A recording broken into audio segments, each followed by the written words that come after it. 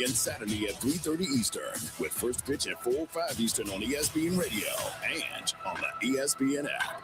Presented by Progressive Insurance. Evan, Canty, and Michelle are unsportsmanlike. Jimmy Haslam said that it was a big swing and a miss. So why, when this is almost over, this is the last year of the deal, are you trying to push this back out there and make it be a thing? You've already admitted that you messed up. I just don't understand why they don't have this situation go away and invest in Shedeur and maybe another quarterback moving forward.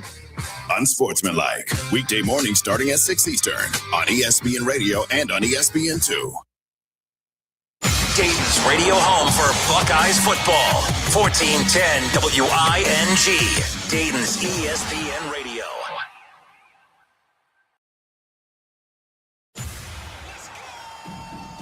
You want hot takes? No, I'm not going to apologize to Ryan Day. Everything we said about Ryan Day up into the playoffs was true. Not bad. Come on, Kenner. You can do better than that. To be fair, of all the elite quarterbacks in the NFL, Joe Burrow is the least accomplished. Getting better. 1,000,000%. I 1,000,000% believe that the Dayton Flyers are afraid of the Wright State Raiders. That's why they come up with every excuse in the book not to play them. There it is. The hottest take of them all. It's the Justin Kenner Show, presented by Frickers, live on 1410 ESPN Radio. All right, everybody, we are off and rolling here on a Wednesday. That's right, the Justin Kenner Show presented by Frickers. Frickers is back, and we're excited to have them back on as a sponsor. We're going to be announcing a couple new sponsors over the next couple of weeks, which I am excited about, of course. And appreciate our sponsors, appreciate our listeners, and appreciate you hanging out with me here as we kick it off here this afternoon. A lot to get into. College football is what we'll kick it off with. Paul Feinbaum ripping the NCAA over their handling of former University of Cincinnati Bearcat quarterback Sorsby, who is now with Texas Tech or may not be with Texas Tech, may not play college football at all.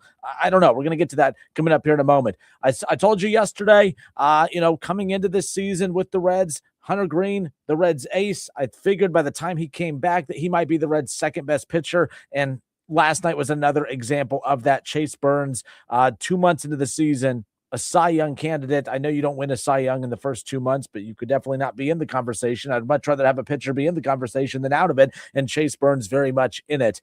Phenomenal start. Another phenomenal start last night that the Reds desperately needed, and the Reds get another big win last night. They continue to win while another NL Central rival continues to lose, and the Reds just keep creeping back into it. We'll get to that in a moment.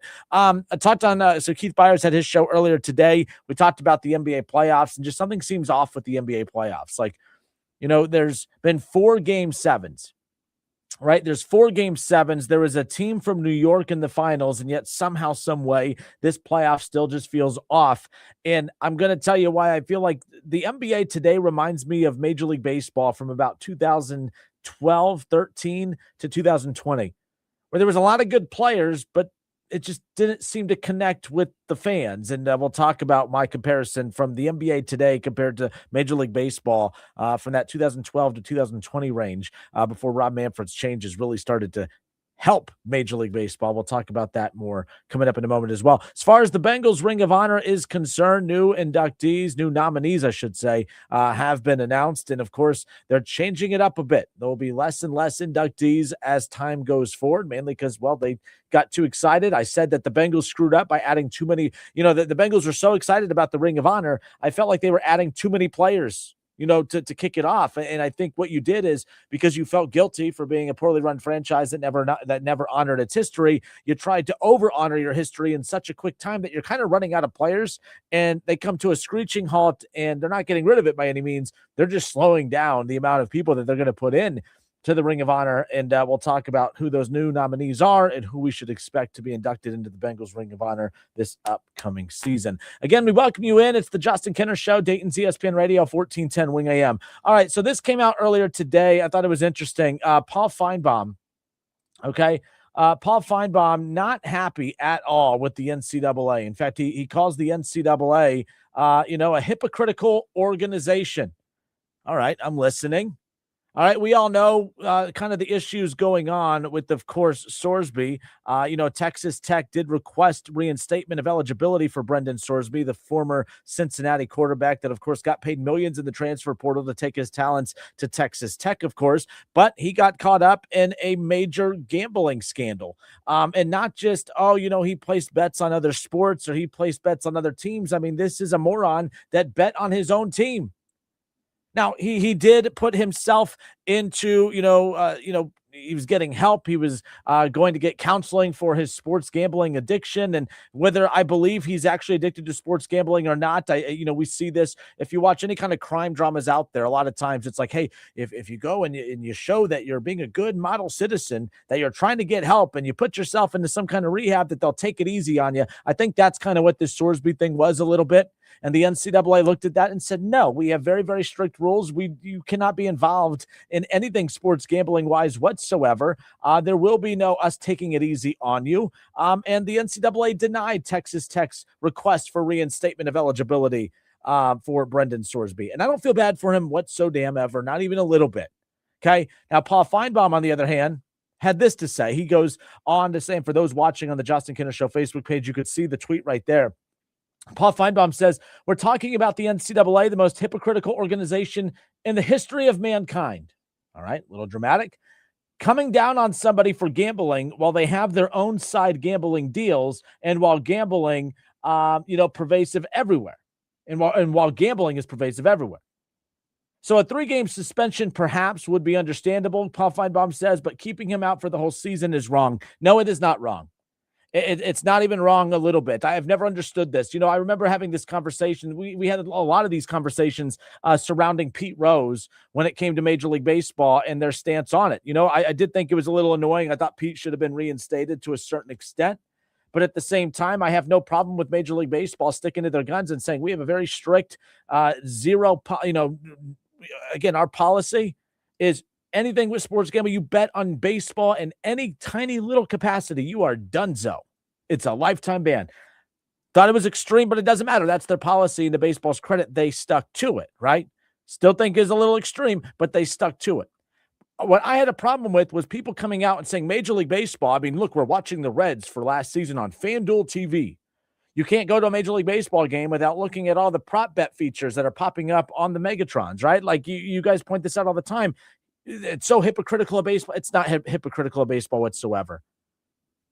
All right. The bottom line is, for instance, if you go to UD Arena, they have the Bud Light flight deck, right? But if a University of Dayton, if a UD basketball player gets a DUI, that player is going to be suspended, correct? Are we going to say, oh man, Anthony Grant, you're a hypocrite. Why are you suspending your player for getting a DUI when you have the Bud Light flight deck? It's because it's called accountability, and it's because it's common sense, and it's because it's called a rule, and you don't break that rule. Like baseball, the NCAA is a lot of things.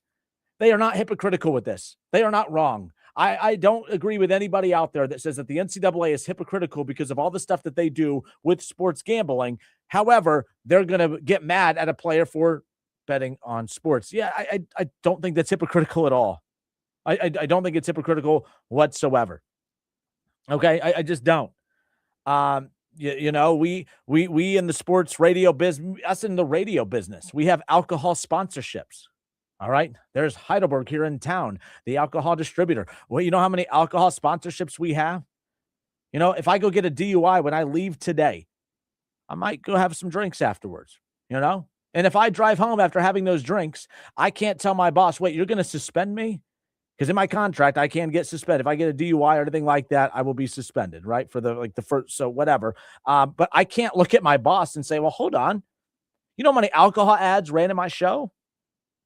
And yet you're going to be mad at me for drinking alcohol? No, that's idiotic. That's moronic. All right. I would not be that stupid to do it. I urge you not to do the same thing when it comes to the NCAA. The NCAA, a lot of morons that run that entity because of a lot of reasons.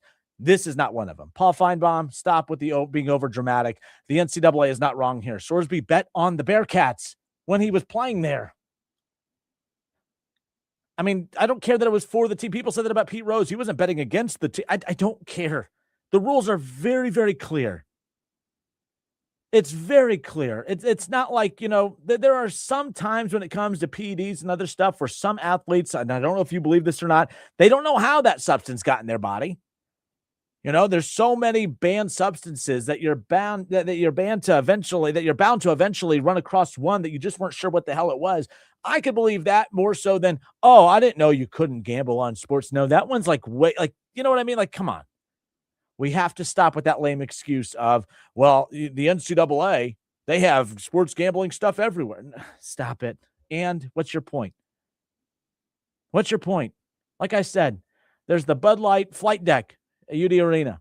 It doesn't mean that players are allowed to go get DUIs and get in bar fights while drunk because, well, they can't touch us because they have the Bud Light flight deck. That's moronic. I'm sorry. I just can't get on board with that, Yeah, and Chad, says at least Pete didn't bet on his own team. Just saying, yeah, like that's the thing. And by the way, Pete, that's on Pete. Pete had his demons, right? I selfishly just wanted Pete back in baseball because Pete was just a beyond charismatic analyst that I thought could have made baseball a significantly bigger deal with what he would bring to the table TV-wise. He would be the Charles Barkley of baseball. I've always argued that Charles Barkley is just comedic TV gold. And when Pete had those limited opportunities on Fox with Frank Thomas and with those guys and Alex Rodriguez, I think they called that when they did the pre-games for the World Series and all that stuff, there were so many clips that went viral from that alone. To me, Pete Rose would have been the Charles Barkley of Major League Baseball. He was just that type of character, that type of guy. So selfishly, I did want him back in baseball because of that, the fan in me. But I understood why. You can't plead ignorance when it comes to betting on sports, and that's what Sorsby's trying to do. So like I said, the NCAA, I hate the NCAA to begin with, and I have a laundry list why I hate the NCAA, but this is not one of them, not even a little bit. I'm Justin Kinner. It's the Justin Kinner Show, Dayton's ESPN Radio, 1410 Wing AM. What do you by the way, you could text the show or you can call into the show. Let me pull up the text line. I wasn't even prepared for the show today. We started the show on time today, which is a rarity. Our systems have just been not working correctly whatsoever. I think we're good. All right, we're working today. At least I am. I'm trying. But I'll pull the text line up. Let me know what you think. Are you on Paul Feinbaum's side on this? I can't get on board with Paul Feinbaum's take on this. So if you're just tuning in, to catch you up real quick, Texas Tech had requested a reinstatement of eligibility for Brendan Sorsby, the former UC quarterback. Of course, he found himself in a major sports betting scandal where there was evidence of him not just betting on college football, but betting on the Bearcats, betting on teams and games that he played in. That's kind of a problem. That's not kind of, it's a major problem, and it's a major no-no. So for Paul Feinbaum to come out and say, well, the NCAA, that they are the most hypocritical organization in the history of mankind, coming down on somebody for gambling while they have their own side gambling deals and while gambling is pervasive everywhere, that's not the point. It's really not the point. I think the fact that the NCAA has their side deals with sports gambling sites has nothing to do with Brandon Sorsby doing what he should not have done, betting on college football. It's that simple. I don't feel bad for these athletes. He is not a victim. Any sports athlete, pro or college, they're kind of blurring the lines of what the difference is at this point. You get caught in this, you can't plead ignorance. Ignorant is what you are for breaking this rule. I'm sorry. I just, sports athletes get everything. And the one thing they can't do is bet on the sport that they play in. I don't think their life is that bad. They're not victims. Stop it. So dramatic. Paul Feinbaum, so dramatic. Shocker. Anyways, more of the Justin Kinner Show presented by Frickers when we come back.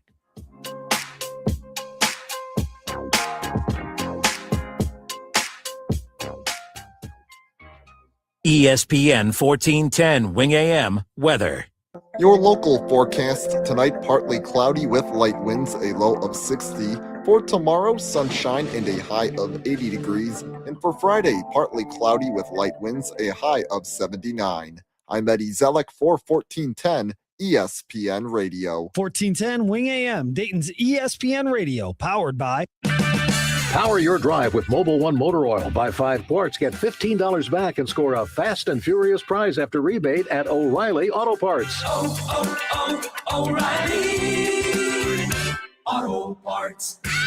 Upgrade to a new quality bath remodel in less time with minimal inconvenience and for less money with Bath Creations in as little as 2 days. We do it right. There are a lot of others boasting about bath remodels these days. Well, Bath Creations' expert craftsmanship and customer service speaks for itself. Plus, all first responders, veterans, and active military will save an additional $500 off your purchase. Visit our beautiful showroom at 8741 North Kimmel Road in Clayton or at mybathcreations.com and upgrade your new bath today.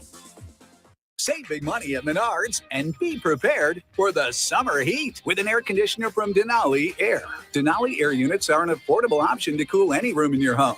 They're easy to install and help remove humidity. Plus, they feature easy-to-use controls so you can keep your living spaces comfortable. Save big on Denali Air. Check out our weekly flyer on Menards.com for more great deals happening this week. Save big money at Menards. For all of your tree needs, you've got to call Tackett Tree Service. Headquartered in Dayton and family owned since 1949, Tackett Tree Service delivers professional quality tree services to residential and commercial customers, including tree removal, pruning, trimming, stump grinding services. Plus, they have firewood and mulch for sale and even specialize in tree health care too. Call Tackett 7 days a week, 7 to 7, and emergency service 24/7. Call 937-630-2743 or see Tackett'sTreeService.com. From the Montgomery County Clerk of Court's office, I'm Shannon Crabtree. Join us for Clerk Mike Foley's award-winning Connecting with the Community speaker series, connecting citizens to local leaders. Join us on Tuesday, June 16th, as newly elected Dayton Mayor Shanice Turner Sloss shares her vision to restore shine to the Gem City. That's Connecting with the Community from 6 to 7 p.m. at the Employment Opportunity Center in the Westtown Shopping Center on West 3rd Street in Dayton. Another example of how Clerk Mike Foley is bringing the courthouse to you. Texting enrolls you in a recurring automated marketing text messages. Consent not required to purchase. Message and data rates may apply. The team's looking good this season. I think so. Man, I miss playing football. Ever since I turned 40, I just can't find that fire I used to have. Think it could be lower testosterone? What do you mean? I was feeling the same way. After 40, the body has less testosterone, and men lose their edge. That's why I take Nugenix Total T2. That's the testosterone booster, right? Yes, but Total T2 is their brand new formula that skyrockets nitric oxide levels in as little as 3 hours. Since I started taking it, I've been lifting like when we played for Coach Carter. My energy is way up, and it even spiced up things between me and the missus. Are they still giving out complimentary bottles? Yep, just send a text. Text SPARK to 215215 for your complimentary bottle of Nugenix Total T2, the next generation testosterone booster. Text now and we'll include a bottle of Nugenix Thermo X, our newest, most powerful fat burner ever, absolutely free. Text SPARK to 215215. That's SPARK to 215215. These statements have not been evaluated by the FDA. This product is not intended to diagnose, treat, cure, or prevent any disease.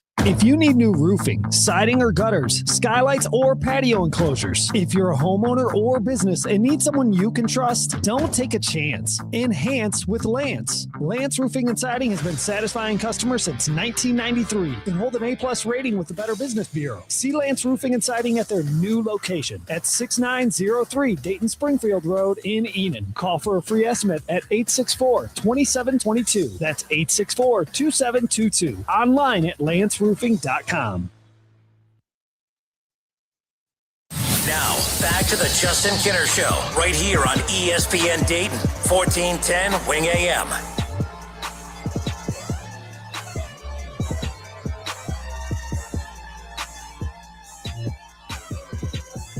All right, everybody, we are back. It's the Justin Kinner Show, presented by Frickers, Dayton's ESPN Radio, 1410 Wing AM. We're going to talk Reds coming up around the corner. The Reds continue to win.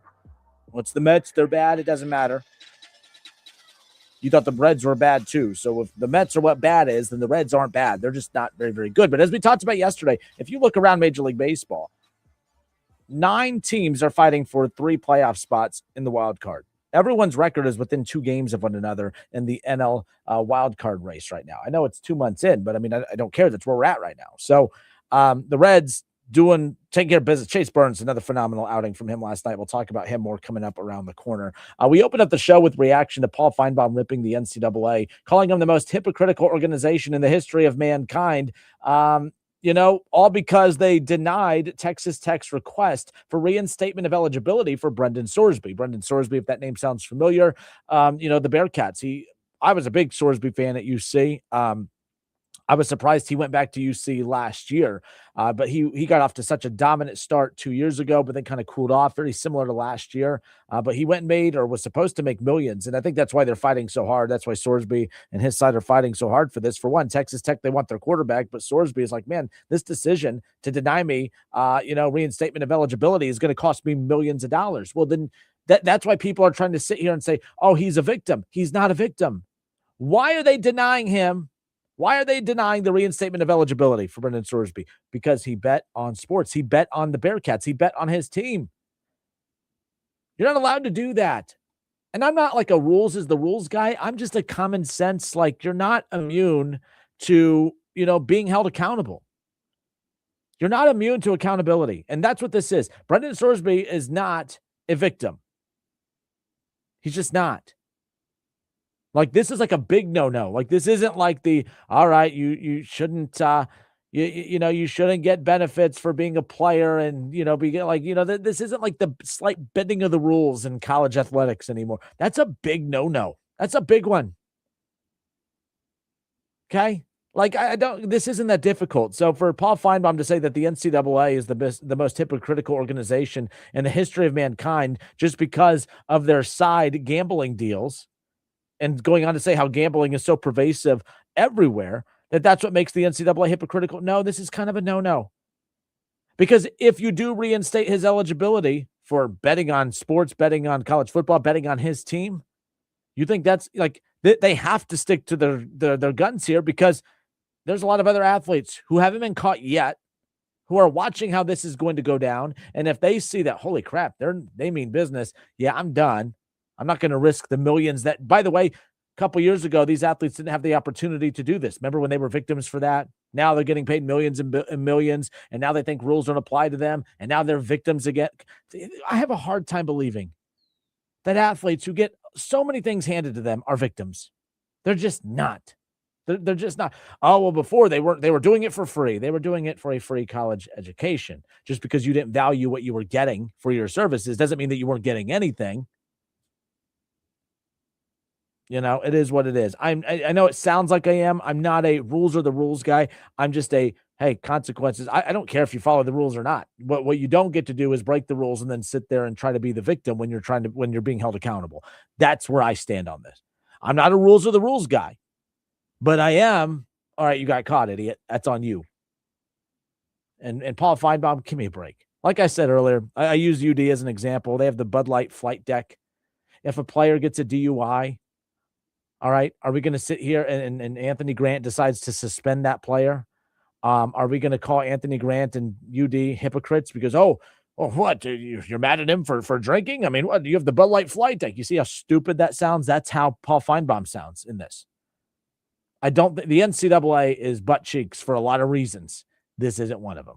Good for them for finally holding something and someone accountable as far as that's concerned. But nonetheless, Brian Fraley, he is on the Justin Kinner Show Facebook page. Brian messages into the show and says, anything for clicks, Justin. That's all Feinbaum really cares about, getting reactions.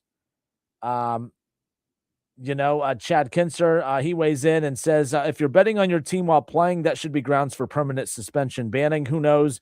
Games can be thrown for your own benefit.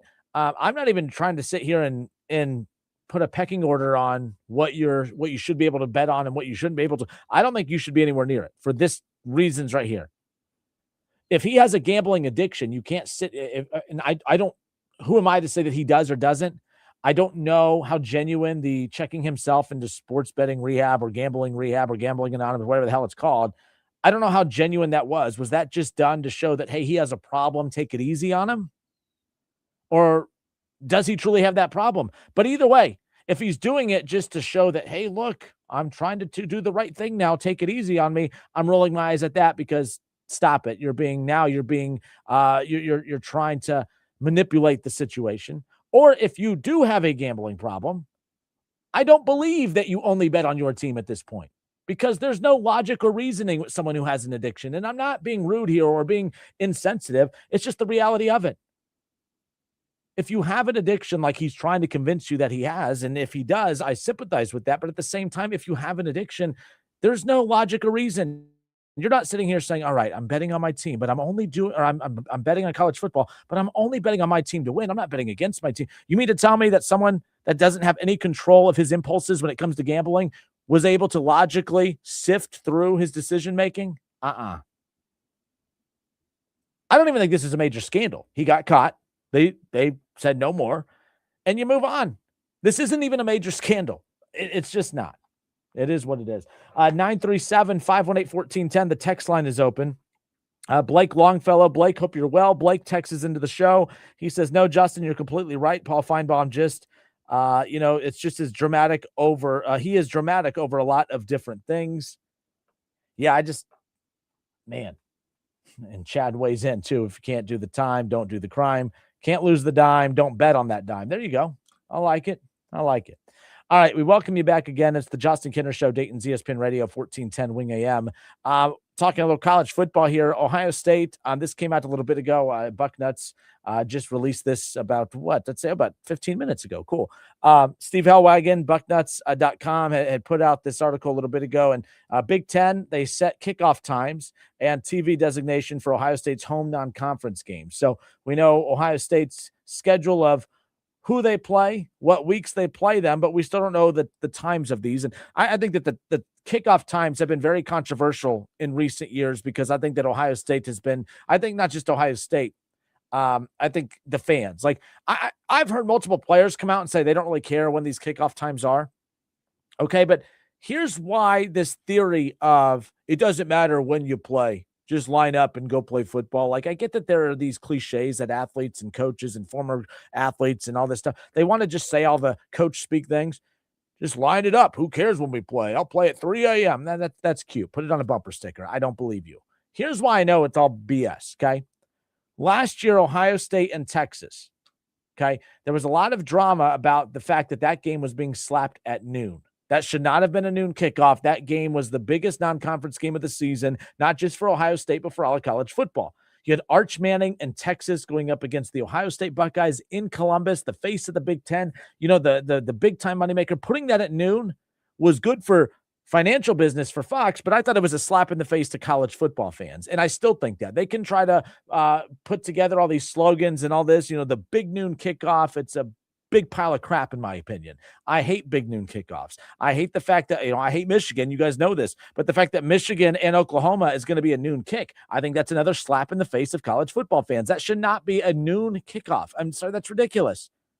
Okay, so the schedule and the kickoff, not really the schedule, but the kickoff times has been very controversial, especially for Ohio State, Michigan, and some of the bigger branded programs in the Big Ten, because you're taking the conference's biggest games and you're putting them at noon, and they're drawing big numbers.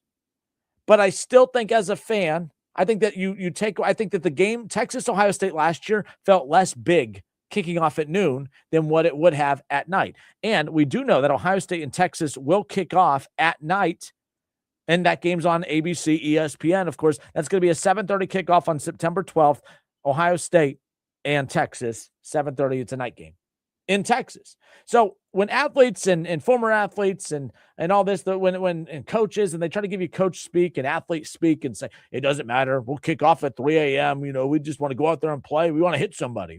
That's great. You Neanderthal. Like, come on. Like, what are we talking about? I'm just, it does matter. And here's why. There was an opportunity last year, apparently, for Ohio State was trying to find a way to negotiate moving the game to that Sunday night, if you recall. Okay. And Texas said, no, we want to just play that game at noon on that Saturday. And everyone started doing this thing of, oh man, Texas, they are afraid of Ohio State. How that's weak of them. No, that was smart of them. When you're on the road playing at Ohio State, or if you're on the road playing at Texas, you don't want to play them at night. You want that noon. Texas actually had the advantage in that game. Not really advantage, but they actually benefited from that game. They had a better chance, in my opinion, of upsetting Ohio State at the shoe with the noon kickoff versus at night. Now, again, two teams who are throwing out two brand new quarterbacks, at least as far as making, being official full-time starters for the season. We all know the storylines of Arch, last year for Texas, and then, of course, with Ohio State's quarterback. But the bottom line is, it's tough going to play at Texas as it is, but to play at night, that's going to be a much tougher road environment. And not just because it's Texas, it's because it's at night. And the fact that Texas said no, Texas saw the advantage that they could potentially have, or closing the gap and taking a little bit of that home field advantage away of Ohio State, knowing that it will not be as rowdy, it will not be as crazy, it will not be as energetic at noon as what it would be at night, with 100,000+ Buckeye fans who had been drinking and tailgating all day, salivating at the chance to finally watch college football. I'm telling you, it matters. So I'm tired of the big noon kickoff, and Kevin and I always go back and forth. I've always hated the big noon kickoff, and it's not going to change. The Fox paid a big, boatload of money. It is what it is. But we do know that they have announced the kickoff times for the non-conference slate. Look, Ball State and Ohio State will kick off the 2026 season. That'll be at the Shoe, September 5th. And, I said I don't like noon kickoffs, and they must have listened, because they said, all right, we won't kick off at noon. We'll kick off at 12:30. So Ohio State will kick off the 2026 season on September 5th against Ball State at the Shoe with the 12:30 kickoff, and that'll be on the Big Ten Network. So there you go. Fox didn't want that one for obvious reasons, because they needed to ruin the lives of Oklahoma and Michigan by slapping that game with the big noon kickoff. We already know in week 2, September 12th, Ohio State, Texas, Ohio State on the road. That'll be a night game, 7:30 kickoff on ABC and ESPN. So keep that in mind. The kickoff time for Kent State, that'll be a home game for the Buckeyes, obviously, and that'll be a big noon kickoff. Look, Ohio State, Kent State, I like that this article put in-state rival. Give me a break.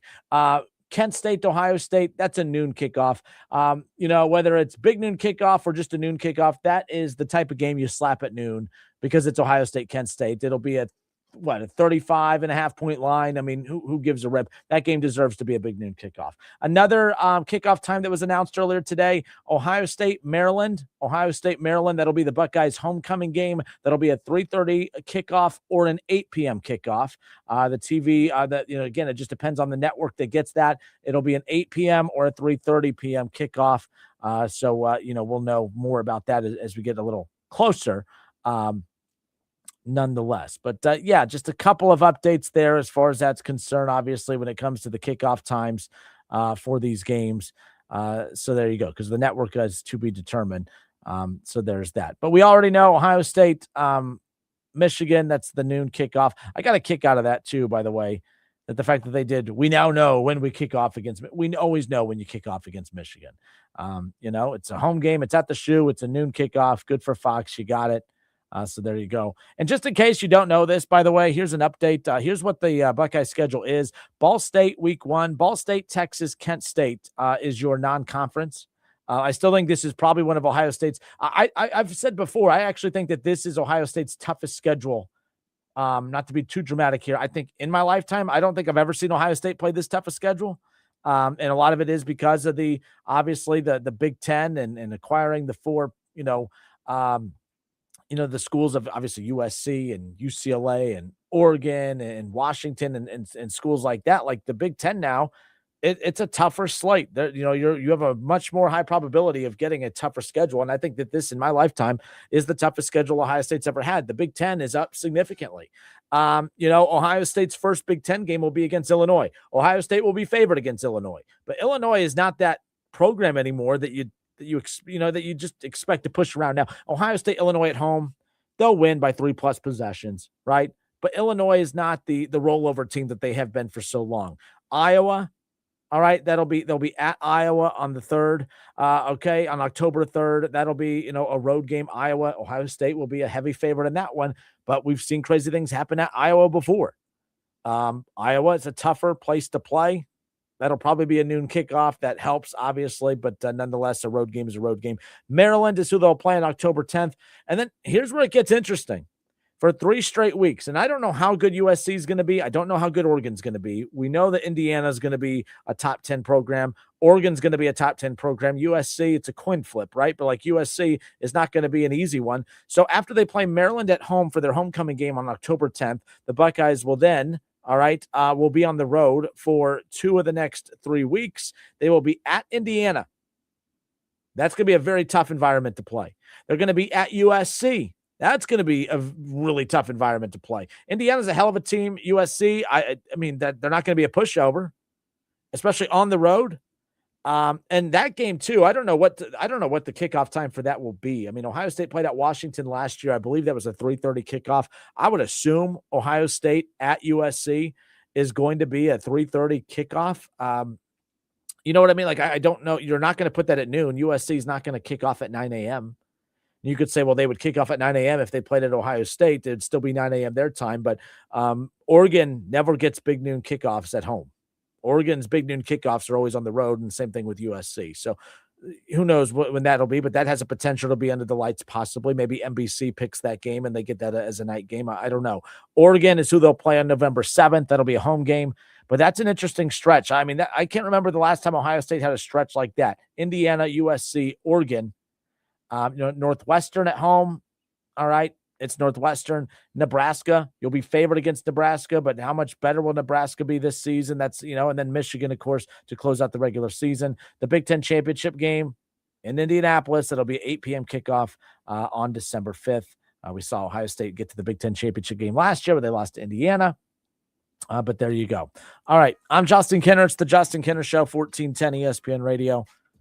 But yeah, you guys for years have heard me complain about the big noon kickoff. I absolutely despise it. I think it's horrendous. I hate that Ohio State's biggest games are always slapped at noon. I mean, let's take a look at this now real quick just to follow back up on it. As far as the schedule goes for the Buckeyes, I'm looking at this. I'm like, okay, well, Ohio State, Indiana, that'll be a noon kickoff. Ohio State, Oregon will be a noon kickoff. If you want to go, Ohio State, Iowa will probably be a noon kick. Kent State's a noon kick. Ball State's a 12:30 kick. But, I mean, almost half their in Michigan's a noon kick.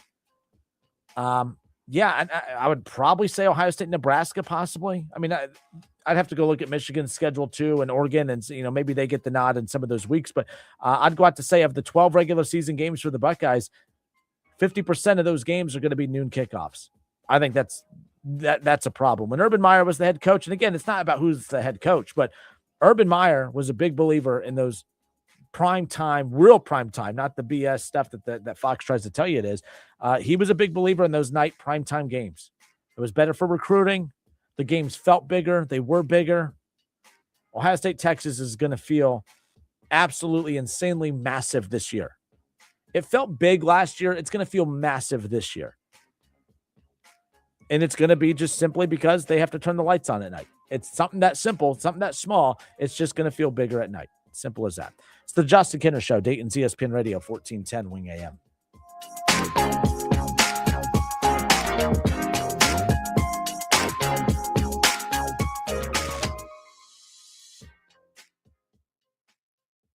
Hey, John, why so glum? I just got let go. The company's downsizing. This is the third time in the last 2 years. I'm done with this. Have you thought about My Computer Career? I've heard they can train you for a career in IT in just a few months, including cybersecurity and the basics of AI. And you don't need prior training or experience. Now that's a recession-resistant career. Wow, thanks. I'll check them out. Go to mycomputercareer.edu and take the free career evaluation. mycomputercareer.edu, an Elite CompTIA certification partner. Financial aid is available to those who qualify, including VA benefit. We're living through a monetary crime scene, and your IRA or 401k is a key victim. Hi, Dr. Ron Paul here. In 1971, gold was $35 an ounce. After the dollar was cut loose from it, inflation soared. And in just 9 years, gold hit $850. People who diversified into precious metals survived and thrived. Today, we're in a worse position because we face inflation and massive debt. Fortunately, gold is still an option. My trusted friends at Birch Gold Group can help you own gold inside your retirement account. Plus, you pay 0 penalties on the transfer. Start now by getting a free info kit on gold. Text the word SECURE to 989898. We're facing the same monetary chaos as the 70s with significantly more debt. Get your free info kit from Birch Gold. Just text SECURE to the number 989898. Is it time to renew your Medicaid coverage? Don't miss out. When you renew your AmeriHealth Caritas Ohio benefits on time, you keep more than just your health care. You keep your extra perks too. That means doctor visits, dental, vision, plus extra benefits like school supply funds, baby essentials, rewards for health trivia games, and more. Don't risk losing the coverage and extras your family counts on. Visit AmeriHealthCaritasOH.com/renew today. That's AmeriHealthCaritasOH.com/renew. ABS, TPMS, CVT, VVT. The auto industry loves its alphabet soup, but at Carroll Works Tire in Dayton, we keep it simple. The only acronym you need to remember is TIRE. Trust, integrity, reliability, expertise. That's what we deliver every day. Carroll Works Tire, keeping Dayton rolling with TIRE service you can count on. Find us online at C-W Tire or talk to a real human. 937-461-5441. This is a special notice to U.S. taxpayers owing $10,000 or more to the IRS. Tax Relief Advocates is urgently notifying taxpayers that tax relief initiatives are now available that may significantly reduce or eliminate what you owe. If you're afraid of an IRS lien, levy, or wage garnishment, don't lose hope. You can now take advantage of these current relief programs to end all collections, reduce the amount you owe, and resolve your tax problem. Even if you have years of unfiled tax returns or are already in a payment plan, you may still qualify for significant relief. Struggling taxpayers can now get relief they need during these hard economic times. A hotline has been established by Tax Relief Advocates for you to call and see what you qualify for. They are A+ rated with the BBB and have over 1,000 5-star reviews. Don't wait. Call 800-575-9087. 800-575-9087. That's 800-575-9087 or simply visit TRA.com. I'm U.S. Transportation Secretary Sean Duffy. We all seem to be in a rush these days, from work to driving our kids around. But when you're behind the wheel, please do not speed. A few minutes saved by going faster is never worth the risk. So follow the speed limit, enjoy the drive, maybe bring some snacks for the kids, and know that along the way, you're getting quality time with your family. Paid for by NHTSA. $5,000 sign-on bonus. That's right. My friends at Cordell Transportation are now hiring experienced Class A CDL drivers with excellent work history. If that's you, apply now. Cordell Transportation offers home daily dedicated lanes, no-touch freight, and brand new equipment, plus a $5,000 sign-on bonus paid over 18 months, paid orientation, and company 401k with company match. Apply online at CordellTransportation.com. Cordell Transportation, driven to succeed. Now, back to the Justin Kinner Show, right here on ESPN Dayton, 1410 Wing AM. All right, everybody, we are back. Coming up here around the corner, the Bengals announced a couple new nominees to the Ring of Honor. So we'll talk about that coming up around the corner. And the problem I have with it is that the Bengals made a lot of changes. They are rapidly slowing it down as far as how many people that they're going to induct every year. They're slowing it down on how many people are going to be nominated each year, which was my point from the beginning, that I know you went your entire existence without giving any kind of love to your team's history, but just because now's the time that you start doing it doesn't mean that you go and you put 100,000 people in, because eventually you're going to run out.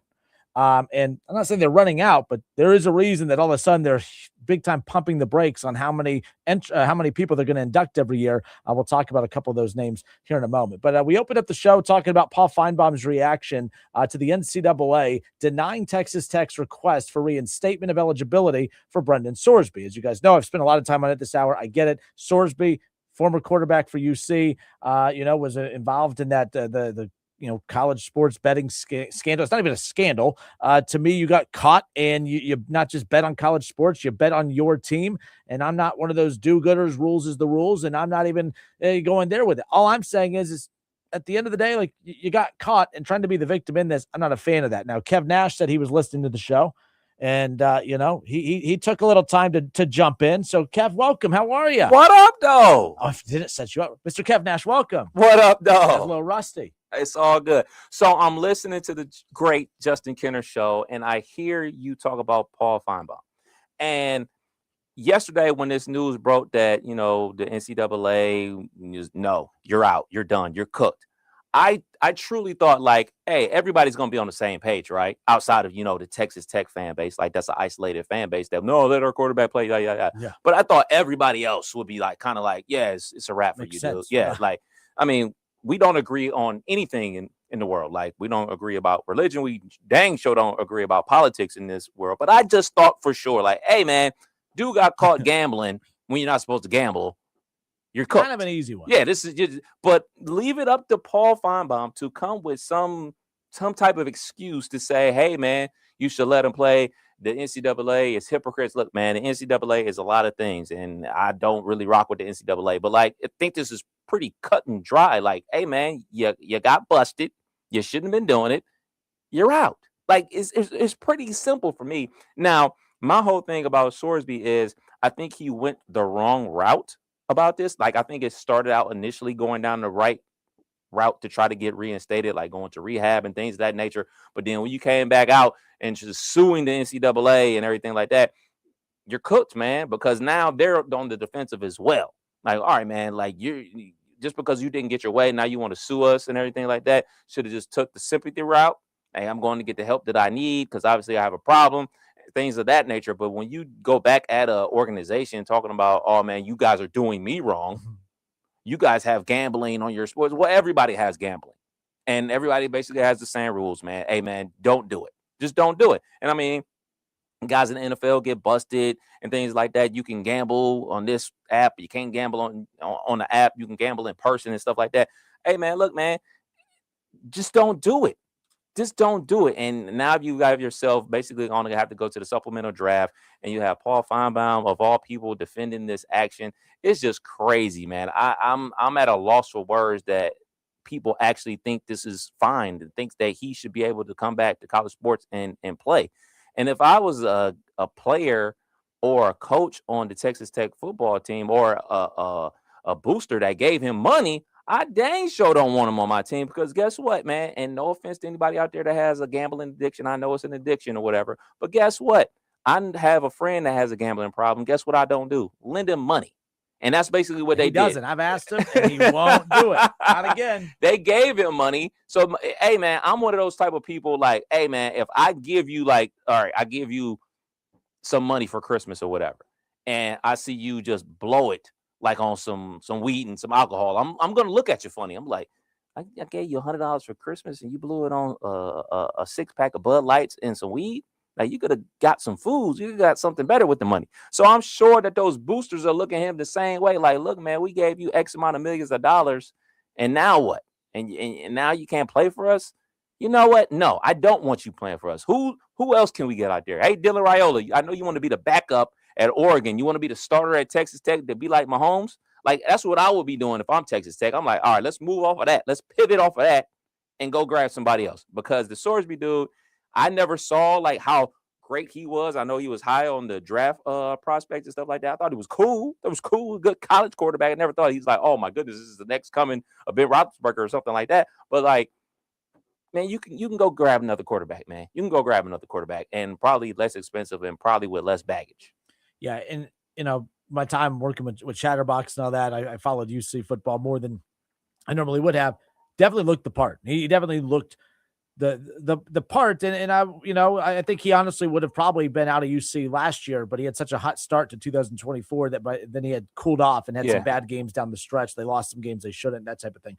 But no, and then it also goes back to, and again, everyone tiptoes around you don't want to be insensitive to the problem I have is, do you actually have a sports gambling addiction or a gambling addiction? Because was that just a prop reaction to, look, I'm getting the help I need, I have a problem, take it easy on? Because like I don't know the situation, so you don't want to sound insensitive to it, but to me it comes across as, all right, are you just doing that like when Ohio State comes out, hey, an athlete, he took some money he shouldn't, we're going to suspend him, a self-imposed, the self-imposed sanctions that they do or whatever, like Michigan. Remember when they were trying to do everything to avoid actually getting punished by the NCAA or whatever. So, hey, we're going to suspend our coach. That's what that reminded me. We don't actually think I have a problem, but if it looks like I'm taking care of it, then fine. And if he does, I'll put my foot in my mouth, and it is what it is. But who knows what's going to ultimately happen. And the thing is too, like one of two things. You went into rehab trying to like convince them that you should reinstate him. And how long do you have to go to rehab for Right. for gambling to begin with? Are you just magically cured because you Right. got reinstated?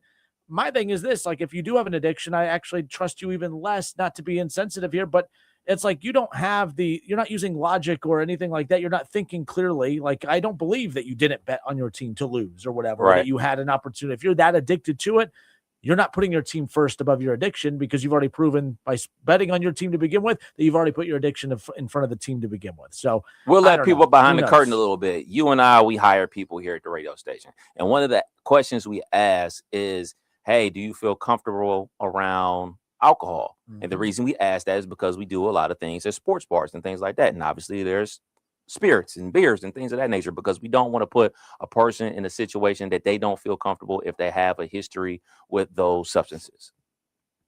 So guess what? He's going to have a phone. It's 2026. The app is going to be right there for the taking. The commercials are nonstop during the NBA finals, nonstop during any sporting event. So the temptation is always going to be there for him if he has an addiction. So how do you, as a program, as a family member to him, how do you attack that and him handling that addiction if that's the simple case? Like, it's not just, hey, man, no, man, like you said, I'm cured, I'm good, let me play football. Like, it's not just a, hey, man, I went there for a weekend and all good, we're good here. No, it's an ongoing process. And I think if he kind of like stayed the course, so to speak, there could have been possibility for a reinstatement to be like, hey, man, I want to be the poster child for, hey, man, get your stuff in order and things of that nature. But like, hey, man, as soon as you got out of rehab and they didn't let you back in, you just went to the wall like, I'm suing, y'all gotta let me back in. Like, no, it doesn't seem genuine. It doesn't seem like, hey, man, you were really going there because you want to handle this addiction. You seem like you were going there to appease people and try to get it over and done with so you get back on the field. Like, it's not a simple thing, man. And I know people look at like a gambling addiction differently than a drug or alcohol addiction. It is an addiction, and unfortunately a lot of people are down bad with it right now. I saw something on 2020 about it, about how the younger generation doesn't even look at the apps as gambling now, because they look at it as, oh, it's just like a game, like we used to play Snake on our Nokia phone or whatever. They look at it like that. Well, guess what? Money coming out your account. It's like when we were addicted to ringtones growing up. Yeah. Oh, it's only 99 cents, Mom. Come on. Who cares? 50 cents in the club on the ringtone. Repeat. The other thing I'm seeing a lot of, too, as we wrap this up, is about the fact that, it's hypocritical, the NCAA. I don't believe that it is. For instance, I said you go to UD Arena, they have the Bud Light flight deck up there. But if one of the players for UD opens up a beer, hey, you want a water, want a Gatorade? No, just in the middle of a game, open up a beer. Whoa, what are you doing? We're suspending you. You cannot do that. Well, come on. There's the Bud Light flight deck. You're a hypocrite. I can't have a beer, but you have that. That's what there are guardrails in place for everything, for every job. The alcohol ads that run on our stations. I can't sit here on the show, as much as I would love to some days, at the end of the day, open up a beer. Turn up. Not allowed. It's not even that, man. It's called common sense. Thank you. It's called a common sense. Hey, Simple man, as that. maybe I should not be gambling on the sport that I play. Yep. Or the team that I pay for, but I bet on my team. And I know, this is really like a middle of the summer conversation with the whole Pete Rose thing and gambling on the Reds and things like that. I know you normally break that out like July, but like, it's the same thing. And I felt the same way about him. And it's so many years later, it's like, hey, man, you bet, it's against the rules. See you later. It's as simple as that. It is what it is. But nonetheless, Justin Kenner, Kev Nash. What up, though? Well, we got 3 minutes? It's now 3:52. We got 3 minutes before we have to get out of here. I already know where you going. Air your grievances, anything? Yeah, man. I say it like this, man. My beloved Cleveland Cavaliers, we won that Game 7 on the road from the Detroit Pistons in convention fashion. Lost a parlay, by the way, as we talk about gambling. I lost a little parlay. Could have turned $1 into $50 if Donovan Mitchell would have scored 3 more points. But that's a story for another day. I said, hey, man, this season is a success. I didn't think they were going to beat the Knicks. I thought they would lose to the Knicks in 5 or 6 games. When the Cavs blew that 22-point lead in Game 1 with 7 minutes to go, the series was over. And I told anybody that watched any games after that, find something better else to do. There's something new on Netflix. There's something new on Hulu to watch besides those games, because this series is over. As soon as Sam Merrill's game-winning 3 rattled in and out, and they went to overtime, it's over. Their confidence is shot. Donovan Mitchell had been limping the whole fourth quarter. Obviously, James Harden was a cone, and it was over. It was a wrap. It was over from that day on. And I feel bad for, obviously, my hometown team, and I feel bad for all the fans that went to, Rocket Mortgage Arena in game 3 and 4 thinking that we were actually going to turn things around. No. When you lose your confidence like that, you're shell-shocked, it was over. It was a wrap. There was no need to watch. There was no need to tune in. It wasn't going to be a Kyrie and LeBron situation coming back from 3-1 down. It wasn't going to happen. It wasn't going to happen. And it is what it is. So, hey, Evan Mobley, you played well this playoffs. J.A., you played well this playoffs. Donovan, you were up and down, but you're still my guy. Hey, man, is Mobley for Giannis or Donovan for a whole bunch of ancillary parts and hit the reset button from me? That's where I'm at with it. All right, and just like look at you, the timing was perfect. You act like I do this for a living or something. Timing was it's frozen. Something's frozen. No, joking. Get out of here. I was about to say the Justin Kinner Show, presented by Frickers. Where's my diaper? We'll be right back. Hour 2 next.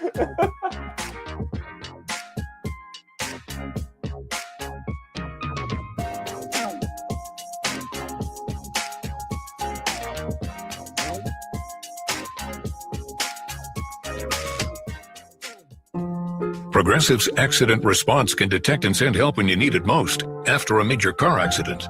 But other accidents, you're on your own. Like when you accidentally call your wife Mom.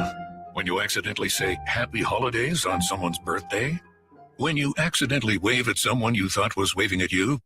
We can't help with those accidents, but Progressive's accident response provides peace of mind after major car accidents. Progressive Casualty Insurance Company and affiliates. Limited availability in California. Driver is responsible for emergency and towing charges not covered by the policy.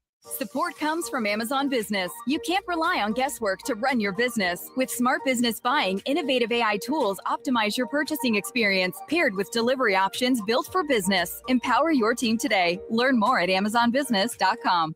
Giving your liver a spring cleaning is easy with Active Liver from New Nordic. The delicious that will keep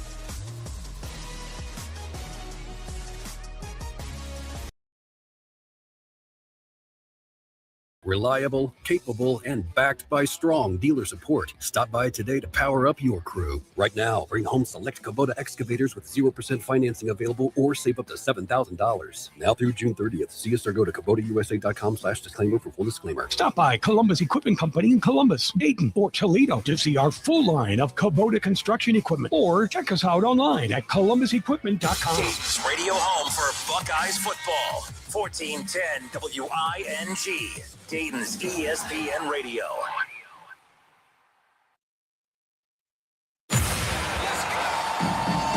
You want hot takes? No, I'm not going to apologize to Ryan Day. Everything we said about Ryan Day up until the playoffs was true.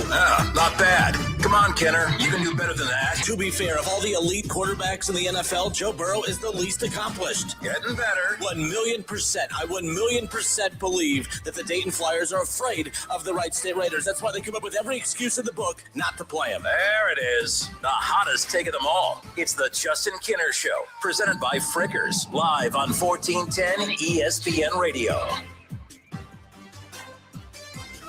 Hour number 2, we are off and rolling here on a Wednesday, 4 o'clock here in the Miami Valley. I hope everyone's had a great week, a short week due to, of course, the Memorial Day weekend.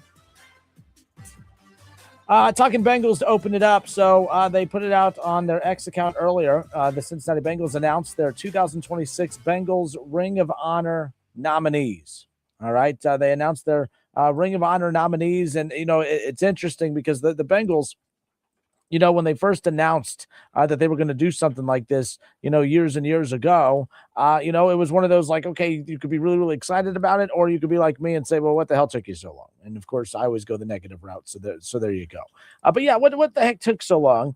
Coming up with a concept to honor your team's history. Like it should have been done a long, long time ago, but there you go. For those watching on the Justin Kinner Show Facebook page, there it is, the Cincinnati Bengals 2026 nominees. Now, I thought this was interesting because on their X account, they kind of gave the Bengals Ring of Honor over the years. So in 2021, the Cincinnati Bengals established the legacy, right? It was all about establishing the legacy. Ring of Honor, they launched it. Hall of Famers automatically inducted, and they began the streak of annual voting. They began the streak annual voting process, right? In 2025, last year, they of course, it reached 12 inductees. No surprise, some of the names that are in there, obviously, like there was a lot of names that you expected to be in there right away. They were no-brainers. They're Hall of Famers. Their Hall of Famer automatically gets it, right? Like, it's kind of easy as far as that goes. So in 2026, though, it's going to be a little bit different, okay? 5 new nominees have been added to the ballot, and at least one of 2 inductees, and that's the key thing, they're only inducting 2 into the Ring of Honor this year, that they're only going to induct one of 2, or only 2 inductees, but one of the 2 inductees must be from the original nominees. So both could technically be from the original nominees, but at least one of them has to, because you can't just pick the 2 new names that have been, 2 of the new names that have been added just because, they're fresh names in there and you're excited about them. Because the other thing too, a lot of the players that are now being added are players from recent decades, and I think that the Bengals have done a pretty good job of the names that they've scattered in there. But I also think that they added way too many names to begin with. So they are doing 2 inductees in 2026, and in 2027, they are going to transition to only 1 inductee annually. I think that's stupid because I think that they screwed up. The fact that you put 12 inductees back in 2025 was kind of stupid. Putting as many as they have, like I have a problem with that. And you guys are going to say, oh, you always have a problem with what the Bengals do, because they take things that are good ideas and then they ruin them. I said at the beginning, like, hey, I know you're excited about this, but don't go put a bunch of names in this. Pick your big names, your most notable names, and let them be the face of it. And then from there, start sprinkling in names, maybe 3 a year. But to go from 12 names in 2025 to 2 names this year to only 1 name next year, it's kind of silly. So the Bengals said how the voting works, who can vote, the streak members. As far as that goes, when can you vote? Voting is open June 1st through the 12th. So voting starts next Monday. And how can you vote? You can vote in the Bengals app. So keep that in mind. You can vote in the Bengals app. Voting is open from June 1st through the 12th. But I love when they did the Ring of Honor. It was kind of one of those like, all right, it's about time. But they found a way, in my opinion, to kind of screw it up a bit. I'm not a fan of how they're doing it. It's kind of silly. So as far as some of the new inductees are concerned, Geno Atkins being out in there, AJ Green, Andrew Whitworth, Carlos Dunlap. All right. Interesting names in the mix as far as that's concerned. But here are the 2026 nominees. Okay. Geno Atkins, Jim Breach, James Brooks, Chris Collinsworth, David Fulcher, Carlos Dunlap, AJ Green. All right. Leon Hall is going to be, a nominee as well. Max Montoya, Bob Trumpy. I think Trumpy's in. I think Trumpy, to be honest, I don't think that's a difficult one whatsoever. I think he was one of the original nominees. So really it's going to come down to, Bob Trumpy. There's no way in hell that he is not going to be one of the two, inductees this year, right? Andrew Whitworth and Reggie Williams. I'm a Reggie Williams guy. We're going to have Reggie on the show either tomorrow or Friday, by the way. If I had to pick, I would put Bob Trumpy and Reggie Williams in. I think that those are the two that I would put in this year. I have no problem with, I like James Brooks, David Fulcher, I'm a fan of as well. I mean, Bob Trumpy or Max Montoya or Bob Trumpy and Reggie Williams, those would be like I said, they're saying one of the two names has to be one of the original ones. I think it's Bob Trumpy. I don't even care what the voting is. I don't even care. I don't even think that the Bengals, to be honest, I don't think that the Bengals truly follow what you guys say anyways. I think that, they just pick who they want to be in there because it's a marketing thing and yada, yada. But yeah, let me know 937-518-1410. If you're a Bengals fan, again, as far as the rules are concerned and how this works, the 5 new nominees were added to the ballot, but at least one of the 2 inductees that'll be announced here, in the future must be on the original nominee list. And I think Bob Trumpy that's why that's an easy one. I think he'll be the one of the 2 inducted. I think it should be more, but Bob Trumpy, will be in my opinion. I think that's an easy one. But who else would you pick? I think Andrew Whitworth. If we're going to go with the recency thing and the popularity, I mean, Andrew Whitworth has been fighting the good fight. He has defended you guys like crazy. I think he's done a great job you don't have many of those advocates out there in the media. Andrew Whitworth is one that has consistently defended the Bengals, despite being one of the players that I think was the most screwed over by the Cincinnati Bengals. So maybe there's some loyalty there. Bob Trumpy, Andrew Whitworth, maybe that's the 2 that gets in. Geno Atkins, Carlos Dunlap, love both those guys, but I wouldn't. They better not even sniff the Ring of Honor for quite a while. I mean, they were very, very good players, but I wouldn't put them. I wouldn't put them in against. I would not put them in over James Brooks, Chris Collinsworth, David Fulcher. I wouldn't put them in over Reggie Williams, Max Montoya. So I think it's great they added Geno Atkins and Carlos Dunlap, but I'm not touching them. They're not going in for a while, especially if it's only going to go to one inductee per year moving forward. I don't see Geno Atkins or Carlos Dunlap getting in anytime soon. But for me, as far as this year, I would vote for Bob Trumpy, and I would vote for, honestly, Max Montoya, just because I think some of these guys have been on there for a while. I think they should already be in. But, yeah, Andrew Whitworth, I have no problem getting in. Everyone loved AJ Green. I thought AJ Green, when they practiced here, when they did one of their camps here at Welcome Stadium, and he blamed, it was just blaming the field turf and blaming everything else here. I just got I'm not an AJ Green guy. He's very, very good, but I'm not ready to put him in yet. I wouldn't put him in there as far as that goes. Not yet. Not with one. You only get 2 inductees this year. I'm not putting AJ Green in. Geno Atkins, I don't want in. No Carlos Dunlap. But Bob Trumpy, David Fulcher, like that name too. Max Montoya, Andrew Whitworth, fine with that. But Reggie Williams, Bob Trumpy, Reggie Williams. There you go. That's kind of where I'm leaning. Chris Collinsworth. I'm also surprised Chris Collinsworth hasn't been put in yet either, just because the popularity of Chris Collinsworth. And actually, I shouldn't say popularity. A lot of y'all, he drives a lot of people nuts just with broadcasting and all that stuff. But all right, I tell you what, I'm going to take a quick pause real quick. 937-518-1410. We're live on Facebook. Go to Facebook, the Justin Kinner Show Facebook page. We are live right now. Let me know in the chat, all right? Or let me know via text or call.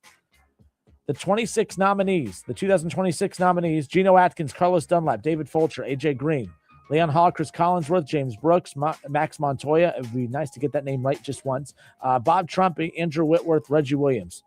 All right, those are your 12 nominees for the Bengals Ring of Honor.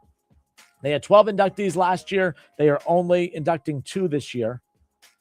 So keep that in mind, and they're going to only go to 1 inductee moving forward. So of those 12 names, who would you vote for? Some of you are season ticket holders. Some of you are going to be part of that streak group. I mean, who are you going to vote for? Who should be in the Bengals Ring of Honor? Who should be inducted this season? 937-518-1410, or let me know in the chat on the Justin Kinner Show Facebook page. We'll be right back.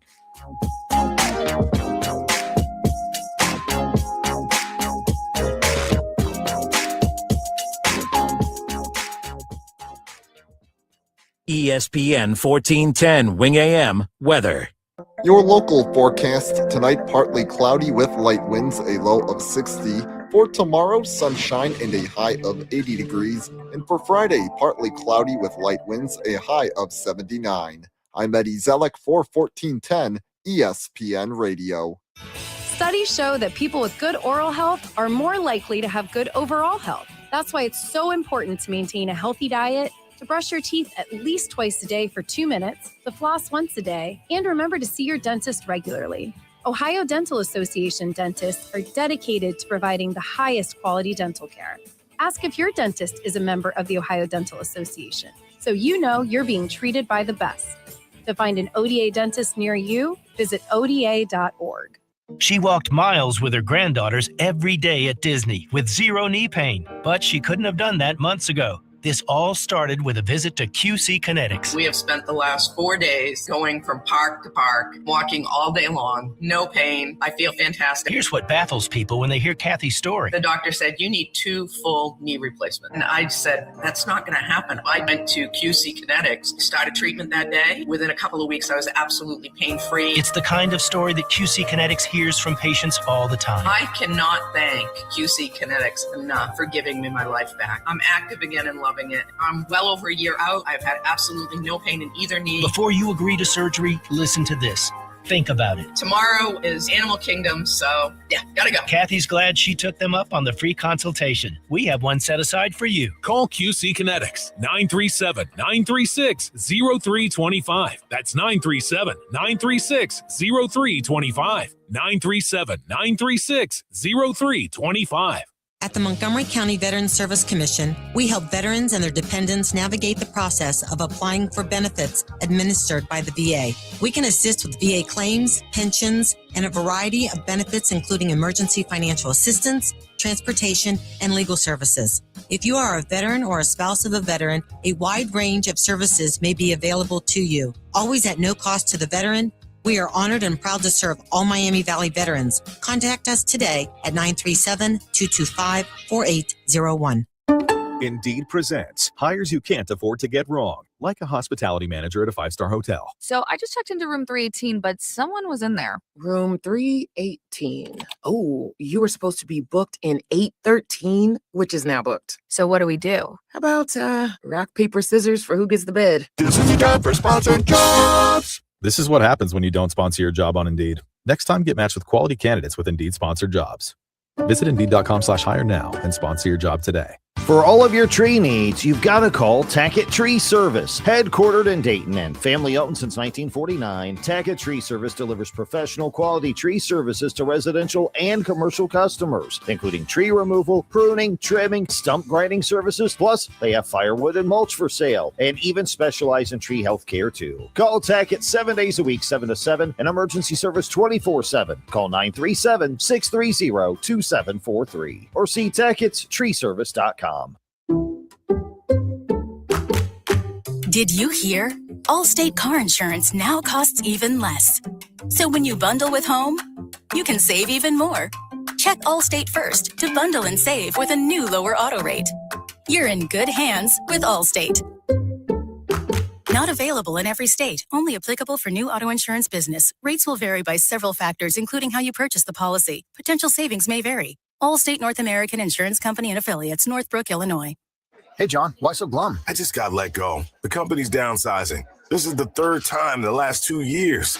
I'm done with this. Have you thought about My Computer Career? I've heard they can train you for a career in IT in just a few months, including cybersecurity and the basics of AI. And you don't need prior training or experience. Now that's a recession-resistant career. Wow, thanks. I'll check them out. Go to mycomputercareer.edu and take the free career evaluation. Mycomputercareer.edu, an Elite CompTIA certification partner. Financial aid is available to those who qualify, including VA benefit. Pet owners and parents know the struggle. Every time dogs or kids go outside, they track mud right back in. If you're tired of scrubbing floors, you need Muddy Mat, the anti-mud mat that cleans paws and shoes before they ruin your home. Only Muddy Mat features thousands of ultra-soft microfibers that are 5 times more absorbent than ordinary mats, instantly trapping dirt and water to protect your floors. Put it by every door, under pet bowls, in the kitchen for spills. It even makes a perfect bath mat, and it's 100% machine washable, so cleanup is effortless. Since getting Muddy Mat, I don't worry about what my dog gets into. His paws are clean the second he steps off. No more mopping. I love it. Thank you, Muddy Mat. Right now, get a free medium Muddy Mat with your order of 2 or more mats at buymuddymat.com. This offer is only available at buymuddymat.com. That's BUYMUDDYMAT.com. Don't wait. Get your free Muddy Mat today at buymuddymat.com. Progressive Insurance. Insurance for motorcycles, boats, and RVs. For protection on the road and on the water. See how much you can save at 1-800-PROGRESSIVE and Progressive.com. Now, back to the Justin Kinner Show, right here on ESPN Dayton, 1410 Wing AM. All right, everybody, we welcome you back. It is 4:15 here in the Miami Valley. The 2026 nominees for the Bengals Ring of Honor. 5 new nominees added to the list, of course. And, just kind of looking back at the Ring of Honor over the last, 5 years that it's been around. Look, the bottom line is the Bengals, it took them forever to finally get to the point where someone was able to convince them that, hey, maybe you should honor your team's history. And it's a team that, despite the fact that even guys like me always find a reason to criticize the Bengals, phenomenal players throughout the history of the Cincinnati Bengals, no doubt about it. And the players that are already in the Bengals Ring of Honor, it doesn't surprise me. I mean, these names are phenomenal names. And, when you look at the fact that, Paul Brown, Anthony Munoz, Ken Riley, Ken Anderson. Ken Anderson's been on the show multiple times. I'm a big Ken Anderson fan. Anthony Munoz has been on. Love it. I mean, some of those were easy ones. Like when it was announced that they were going to, do the Ring of Honor, you already knew who was going to be in right away. You knew Anthony Munoz, Ken Anderson. Those were like that was the 2 easy ones. Paul Brown, obviously, he was part of that inaugural class that was added. Ken Riley, Ken Anderson in that 2022 class. But Anthony Munoz, Paul Brown right off the bat. But you have Willie Anderson, Isaac Curtis, Boomer Esiason, of course, Ocho Cinco, Corey Dillon. I look at all the names that are on there, Tim Crummer, Dave Lapham. The only name that has made it that I think should not be in, and that there's names that aren't in that should be, Corey Dillon. I mean, and Corey Dillon was a phenomenal running back. Don't get me wrong. I just thought with the way he kind of buried the team for as long as he did, it was interesting that they put him in so soon. I thought Corey Dillon would have to wait a little bit longer, I guess. But no, he got in, and he was part of the 2024 inductee class. But there's obviously 12 players in the Bengals Ring of Honor, and they're going to add 2 more this year. They're going to get it up to 14. But I did find it interesting that they're going to slow it down. There's 5 new nominees added to the ballot. At least one of the 2 inductees for this season must be from the original nominee list. So you could still get a Carlos Dunlap. You could still get a Geno Atkins. You could still get an Andrew Whitworth, but you're not going to get 2 of those 3. AJ Green. Those are some more modern players, of course, that were added to that list. But I think Bob Trumpy, makes a lot of sense, especially, with Bob Trumpy makes sense. I like Reggie Williams. Do you guys think any of the newer names will be added to that list? Do you think that we will see a Carlos Dunlap or a Geno Atkins? I like Carlos Dunlap and Geno Atkins. I'm looking at guys like David Fulcher. I'm looking at guys like Reggie Williams and Max Montoya. I'm looking at Chris Collinsworth and James Brooks. And to me, I just think all of these guys, I would not put Geno Atkins or Carlos Dunlap in over any of them. And the reason I say that is it's going to be much more difficult to get into the Bengals Ring of Honor in a timely fashion, because after 2026, they call it preserving exclusivity. So 2027 and beyond, they will transition to 1 inductee annually. So the Ring of Honor will be inducting 1 name annually into that, into the Ring of Honor. So just keep that in mind. as far as that's concerned going forward. But nonetheless, I'll continue to follow in the text 937-518-1410. I'll continue to follow reactions there. You can also call into the show or leave your opinion in the comment section nonetheless. I don't know who this is. Whenever you do text, if you don't mind, fill out the information link just so I know I can put a name with the number. But I don't know whose number this is, but they texted in and said, Bob Trumpy is a no-brainer, should have been honored in the Ring of Honor when he was living. I agree. Gary, what up, Gary? Gary says the first year they had 4 inductees, then it's been 2 each year. Since then, yeah, I read it wrong earlier. It said 12, that they got it up to 12 inductees. I said that they had 12 inductees in 2025. I said that incorrectly. My apologies. The way that they worded it on that tweet is they were able to get the Ring of Honor up to 12 inductees. Not that they had 12 inductees in 2025, but it was only confusing to me. My bad. Nonetheless. Damon Hahn, he says, sad truth is common sense isn't common anymore. I think that was more of what we were talking about earlier with the Sorsby storyline. But either way, but yeah, I think Bob Trumpy is an easy one as far as that's concerned. But I'll continue to read your reactions and your comments in the chat. So continue to weigh in there when you can. So I was talking with Keith Byers on his show earlier today. He was asking me, looking at the NBA playoffs, and we talked some NBA yesterday, but looking at the NBA playoffs and looking at how it's kind of unfolded. We now know the Knicks are in the finals for the first time in a long time. And we know that the Knicks are sitting back and awaiting, the team that the Knicks faced in the finals the last time they were in was the San Antonio Spurs many, many moons ago. And right now they're down 3-2, and they have a chance to, of course, force a Game 7 tomorrow night.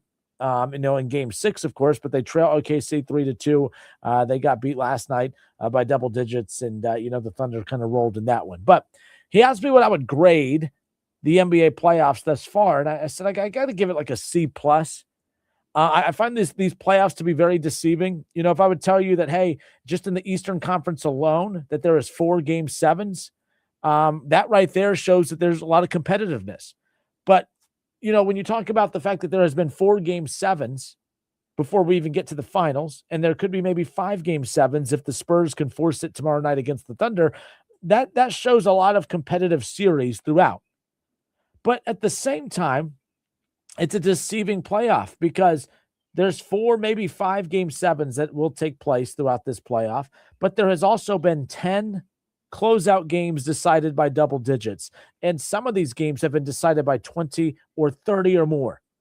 My favorite thing about the NBA playoffs is I've been able to stomach the lack of effort from NBA players in the regular season for only so long before I finally started to kind of get real frustrated with the sport. But I always was able to count on the playoffs to get here and be able to see good, high-quality basketball. And these are the best basketball players in the world. I mean, as much as I enjoy college basketball, it's nothing close to the quality of talent that's on the floor in the NBA, which is also what rubs me the wrong way, is I have a hard time when I see, like, for instance, when the Spurs beat the Timberwolves in Game 6, 139-109. How do you lose by 30 in an elimination game? There have been 10 elimination games throughout the length of these playoffs that have been decided by double digits. Many of those 20 or 30 or more. You think about when the Cavaliers beat the Pistons to get to the Eastern Conference Finals against the Knicks. The Cavs won 125-94. The Pistons are the freaking 1 seed. It was Game 7.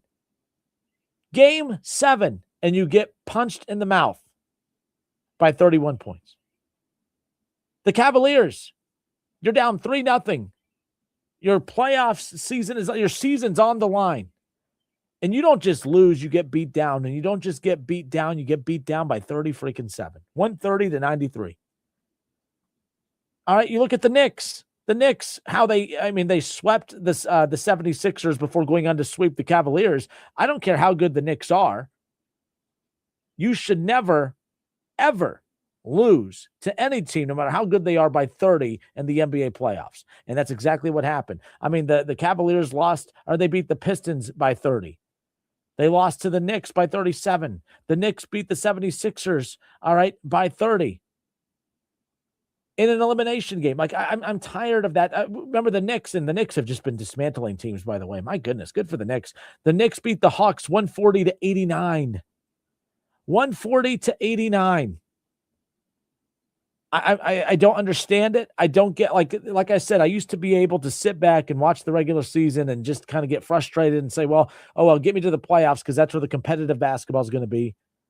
But man, and like I said, these are weird playoffs. There's been 4 game 7s.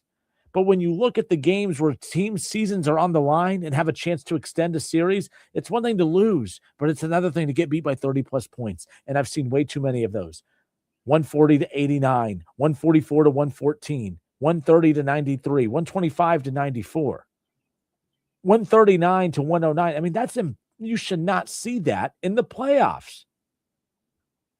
I have a hard time with that. When you get to the playoffs in baseball, you really do see high quality baseball. When you see NFL playoffs, you see teams that have deficiencies, but it's still high level football.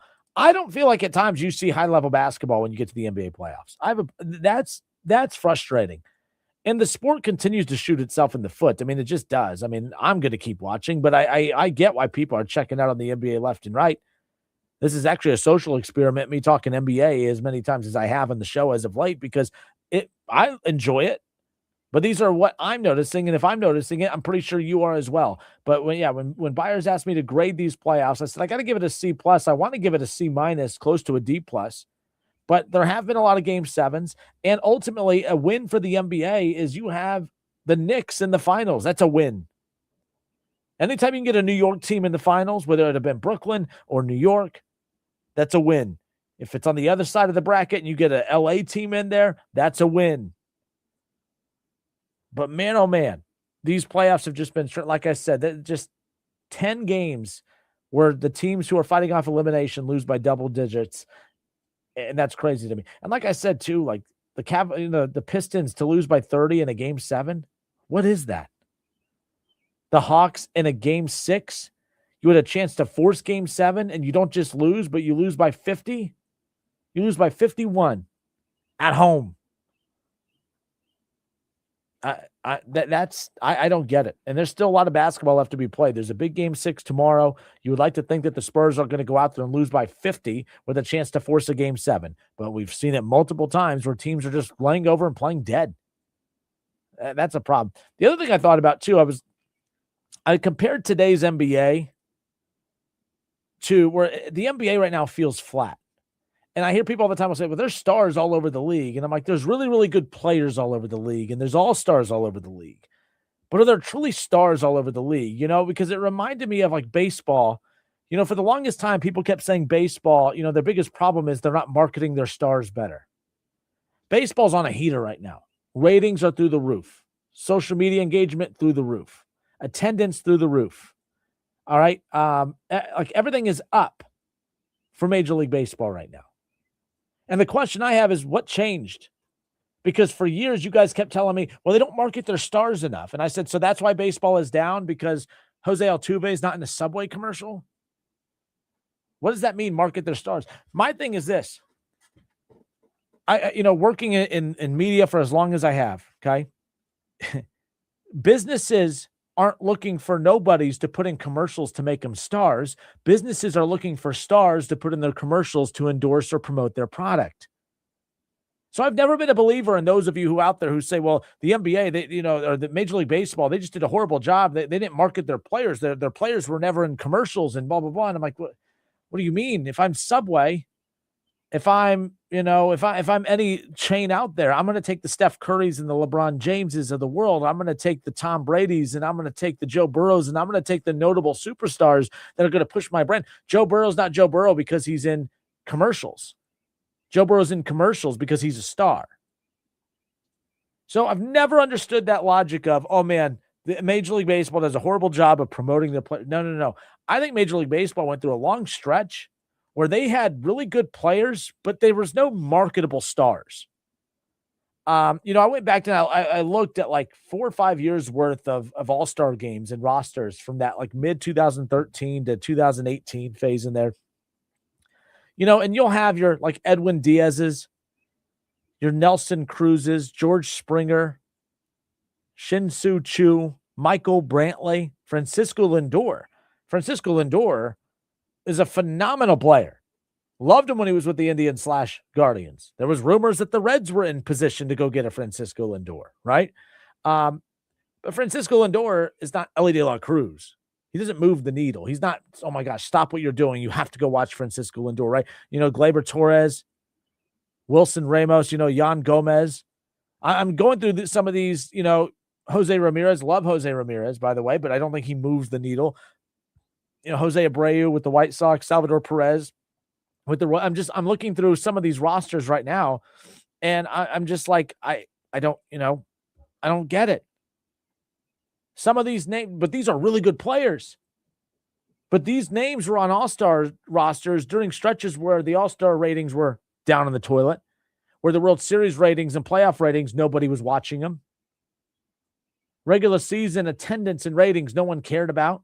And it's one of those where I start looking at it, I'm like, I just don't think it wasn't, Sean Doolittle with the Nationals. Oh, man, he would be a bigger star if the Major League Baseball and they put him in a Subway commercial. That's not how it works. It's never worked that way and it never will work that way. It's just Sean Doolittle on an all-star roster. You know what I mean? Like that, to me, that was the problem with baseball. They just didn't have the stars. Mike Trout statistically is one of the best players of all time. But if Mike Trout is up on stage with a, Shohei Ohtani and an Aaron Judge and take other superstars from other sports, and you start ranking the popularity of those, I think Mike Trout's down at the bottom. He's not, and the biggest problem was he could have been a bigger star, but he's just associated with nothing but losing.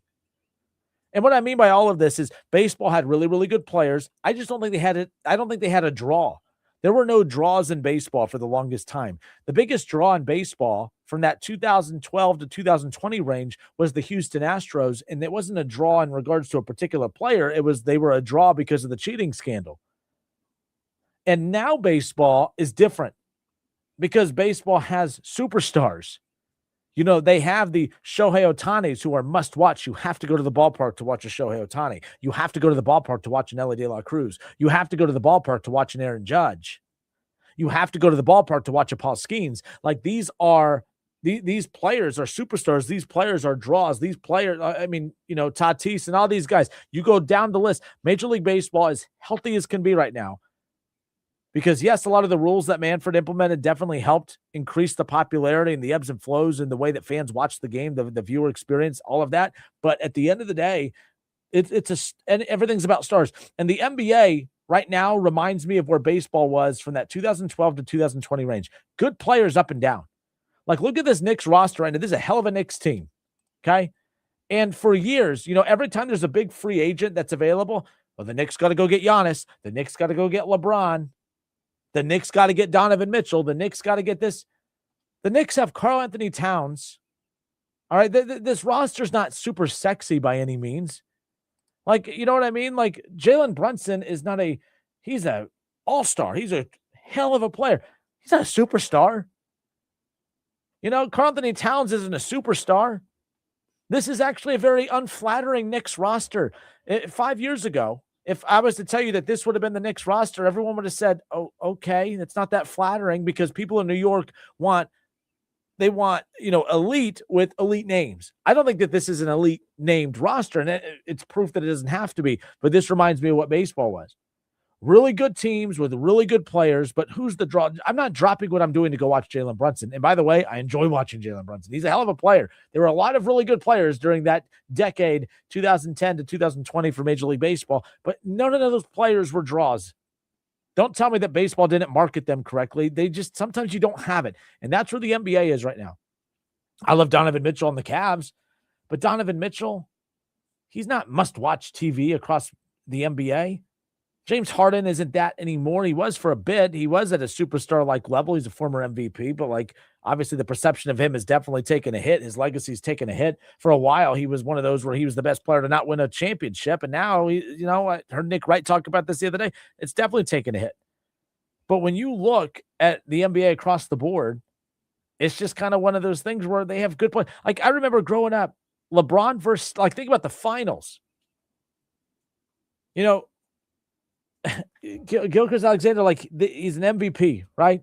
2-time MVP. The OKC Thunder have a chance to get back to the finals. It'd be the first time in 10 years where we get the repeat team in the finals or a repeat champion. And I don't think it's going to move the needle. I don't think anyone out there is dying to watch the OKC Thunder. Outside of SGA, I don't think you could name, if you go to just common NBA fans, name one player that's not SGA on the Thunder. I don't think they could do it. They're not a sexy brand. And the Knicks are a sexy brand, but they don't have a sexy roster, right? Like, and I'm not saying that's bad. I'm not saying that's a bad thing, but I don't think it's a great thing for the NBA. I mean, when the Warriors and the Cavs met in the finals, it was LeBron, it was Steph, it was Kevin Love, it was Steph Curry, it was Klay Thompson, Draymond Green, and then you had the Kevin Durant dynamic involved. That felt big time. It felt big time. You had Kobe Bryant, Pau Gasol, and the Lakers going up against Kevin Garnett and the Boston Celtics. You felt like you were watching history. You felt like you were watching some of the all-time greats. And maybe SGA will be an all-time great. Maybe Brunson statistically is rivaling that too. I mean, I hear shows all day long. Is Jalen Brunson already the best? Is he a better Knick than Patrick Ewing? I mean, no one wants to say yes because it just doesn't sound right. Like Patrick Ewing to me is still a bigger star than Jalen Brunson. Could lead them to the finals, which he has, win the finals, win finals MVP. And I still don't think people will look at Jalen Brunson as a bigger Knick than Patrick Ewing. So I that's what I mean is like today's stars of the NBA, they just remind me of where baseball was from 2010 to 2020. Really good players across the board. Because you're going to get people like, what are you talking about? And then you'll list you'll give me a laundry list of players in the NBA that are really good. Yeah, but no, who's that? When LeBron's out, there's Wemby, and I think that's it. Jokic is phenomenal. I just don't think he's not a draw. I enjoy watching him play. I don't think Kevin Garnett or Jokic. Jokic is better. I want to watch Kevin Garnett in his prime.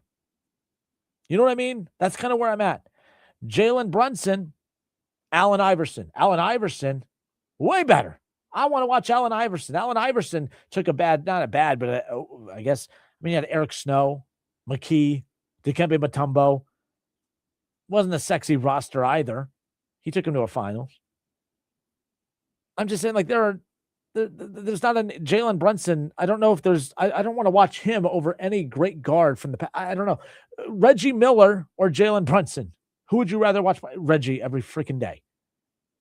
I don't know who, like, Jalen's fun to watch. I just don't, he doesn't have all-time great look to him. He just doesn't. I don't know. 937-518-1410. What do you guys think? I mean, like I said, I'm comparing I think that baseball, from 2010 to 2020, I'm comparing the NBA to that right now. Good players, nothing marketable. But I'll never agree with anyone out there that truly thinks that, baseball didn't market their guy. You don't take baseball players that no one's heard of and put them in a Subway commercial and all of a sudden they're popular. I don't think you understand how marketing works. The reason you don't do that is because Subway doesn't want to do that. Subway doesn't want a no-name baseball player in there. They want the athletes that are going to draw. Caitlin Clark is probably her, Steph Curry, LeBron, the three most marketable names in sports right now, along with Patrick Mahomes. I'm probably missing an obvious one there. But yeah, like I said, when I started this segment, I said I've always laughed when people try to do that nonsense of Major League Baseball does not do a good job of marketing their players. That's nonsense. I just don't think that baseball had players that were worthy of carrying it. I don't think baseball's problem was, Shohei Ohtani, or that those guys weren't in Subway commercial. Shohei Ohtani is a star, and it doesn't matter if he's in a commercial or not. Let's go to Adam. Adam, you're on live, sir. Thanks for holding. Hey, appreciate it. Heard you talking about the NBA there. Wanted to float this out there. I'll hang up. I'll listen to what you say. Yeah. Being that we are in the year of 2026, right, and social media is definitely a thing. Talking about the NBA and kind of like, lackluster players and stuff like that, where, if they're trying to get to the kids that are watching, so like my son, he's 12, like how they're promoting their stars, Jalen Brunson, Donovan Mitchell, like they're doing it via social media on those platforms that way. And instead of just doing the commercials, you and I, what we grew up on, Kevin Durant, LeBron James, some of these guys doing that. So I'll hang up and let you listen, just kind of hear your feedback on that. Appreciate it. Hold on. Adam, real quick. Oh, all right. So Adam says that by the way, I agree with him 100%. Like, it's not, I'm making it about a simple TV commercial, but again, I don't care what platform they're putting Jalen Brunson on. he's not coming across, and this isn't taking anything away from him. He's phenomenal. Like you want to talk about Jose Altuve and some of these guys from the 2010 to 2020 stretch where he was one of the best players in baseball, but he wasn't a must watch. It's kind of like it reminds me of Jalen Brunson. Phenomenal player on a great team, but I don't feel like I'm watching. Like that's why these playoffs, there's nothing about these, like unless I'm watching Wemby or when I was watching LeBron and when the Warriors were there with Steph, like Steph, Wemby, LeBron. Outside of those three, I don't feel like I was watching anything special. I was watching really good players. I don't feel like I was watching anything special. Back in the day, though, you turn on the NBA playoffs, no matter what, you were watching something. You were watching all-time greats. You were watching players that just drew you in. I don't think the NBA has that. I don't. As far as that's concerned. So, I mean, Shaw in the chat says, I think people aren't watching the NBA like they weren't MLB back then. I just think you can have people watching without stars, but the marketing dollars aren't going to be there without the eyes watching. It's all correlated. Yeah, like I just, and by the way, like I also don't know what you guys, like what myself and you, what do we all mean by MLB didn't market their players good enough? I don't even know what that means. I don't. The NBA, Keith Byers was in earlier. I should have followed up with him on this, but he said that he doesn't think that the NBA is marketing their players good enough. And I should have followed up with, well, what do you mean by that? Like, what's the definition of properly marketing these players? I don't need to be marketed to. I tune in and I watch Wemby. I haven't seen Wemby on any social media platforms or anything. I'm just tuning in, watching Wemby, and I'm drawn to him. I just think it's an it factor. I think that's the best way to word it is this. I don't think that the NBA has a lot of guys with that it factor. Like I love Anthony Edwards, and there's times where he flashes and pops, but him going and basically just shaking the other team's hand with 8 minutes to go in a game that they get beat by 30 in an elimination game. I view him completely different now. But like, he has the it factor as far as the talent, but as far as the draw is concerned, I don't think he has it. I don't. I love Jokic, but I don't think he does. I don't feel like by the way, and here's the other thing. I think the Spurs are a boring brand. Okay. Tim Duncan was boring as can be. And yet I still felt like I was watching something bigger than Jokic, and Jokic is bigger. I'm wrong on that, by the way. I'm telling you my opinion on something, and I'm also arguing with myself. I am wrong on my opinion on Jokic because he is an all-time great. There's no doubt about it. But he bores me. Tim Duncan bored me, but still he had me captivated. I was captivated by Tim Duncan, even though he bored me. That Spurs dynasty, I hated that Spurs dynasty. I thought that Spurs dynasty was boring. One of the worst finals of all time was that Spurs-Pistons finals when you had Chauncey Billups and Rip Hamilton and, of course, Ben Wallace. And you know what I mean? And you had, and that going up against Manu Ginobili, Tony Parker, Tim Duncan. That finals was the worst finals of all time. It's because it was a boring brand of basketball, but we were watching legitimate stars. I don't feel like we're doing that now. Like the Knicks are in the finals. And that's Jalen Brunson and Karl Anthony Towns. When for years we've been told Kevin Durant to the Knicks, Giannis Antetokounmpo to the Knicks, LeBron to the Knicks. The closest thing that the Knicks have got as far as a superstar in the last 10 plus years that I can remember was when they made that trade. I remember the Amari Stoudemire trade. That was like a big get for the Knicks. And that was a big deal because I was pissed off because the Cavs, LeBron had been banging the drum of get me Amari Stoudemire. The Cavs didn't. He went to the Knicks. And then Carmelo Anthony. I'm probably missing one, but every time there's a big free agent, look out for the Knicks. Look out for the Knicks. Look out for the Knicks. Look out for what? I think because we get caught up on this idea of the Knicks have to be good, and to be good, they have to be good with the biggest names. I think it's watered down the way that we perceive this, or at least for me, this Knicks team. Either way. Shaw, what's up, man? How are you? Not bad. How about you? How was your vacation? It was fantastic. It feels like it was ages ago, though. Yeah, already. That's not a good thing. Yep. With this, I think it's circular. Like you can start at one point and it's going to take you all the way back around, but you can't have one without the other.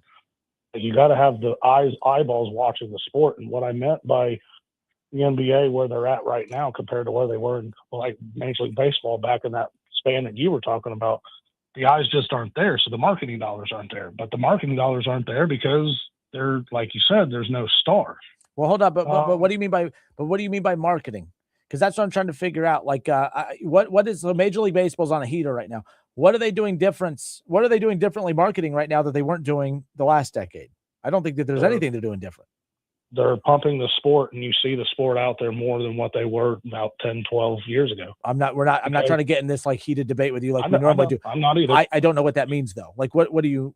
I don't like. There's nothing that I'm like, we've never seen baseball players on that commercial. We've never seen baseball players at this award show, or we've seen it. It just they didn't move the needle. I just think that when you have Shohei and you have Aaron Judge and you have Ellie De La Cruz and you have Paul Skeens and you have guys like that, I just think it's a different class of athlete. It's a different class superstar. When Jose Altuve was one of the biggest names in the 2010s to 20. I know he's still in the sport, but I'm like, I don't know. Like I said, he reminds Jalen Brunson is the Jose Altuve of the NBA to me. We're very, very good. You're watching a very good player, just doesn't do it for me. It's necessarily not on the commercial side of it to where you and I see it. What it is it's the sponsorship dollars going to the organizations and going to the league that we don't see. They're pumping the dollars into that because the eyeballs are on the sport. And then that there in return, it turns into, yes, some more commercials, some more radio hits, some more this, some more that. And yes, you're going to be on some of the MLB social medias more, and you're going to be on the NBA social medias more. And that's why I think they're on the downfall, is because the eyeballs just aren't there. And that's why the money has turned from the NBA, and I think it's been pumped back in more into the Major League Baseball. They're going to go where people are watching and where people aren't watching, and they're going to take away from there. But the ESPN just dumped baseball for the freaking NBA. So, yes, and then the Major League Baseball signed a huge contract with NBC and a bunch of other TV networks. It's not as if the Major League Baseball doesn't have money coming from nowhere. Now, then the other part of it is too, is like you break it. So Major League Baseball getting ready to have whatever they're going to have next year. So you break it down even more. The sports are still having problems because they're still having problems finding eyeballs. All these sports are, except the mother goose of them all, the NFL. Because everybody wants football, and it's basically 4 or 5 months out of the year, and the NFL promotes itself the best out of any of the sports there is. So you're not in competition with anything. So you almost have to put the NFL in a stratosphere all by themselves, and we're talking about everybody else. And so NBA and NHL, they're basically competing against each other because at the same time of the year. So now you got competing eyeballs and you got competing interest, and there's only so much money out there in the world. Major League Baseball, kind of they could be like the NFL, where they're out there on an island all by themselves. And I think that's kind of like where you and I kind of disagreed with Manfred when he first came in and everything that he was doing and all the changes that he had coming in, where you and I looked at it and we're like, wait a minute, how's this going to work? But then it actually got implemented and we're like, wow, it's actually working. So you have all of that moving at the same time. And I think it brought more younger interest and more social media interest and all of that. But then it goes right back to your point of, well, do they have more? And it kind of feeds my tone at the same time. Do they have more stars or are more people watching? That's where the 50-50 line is for me. Is it more stars or just more people watching and more people paying their money to go pay attention to the people that they're telling everybody to go see? That's where I get caught between a rock and a hard place, especially back there in that old age of baseball.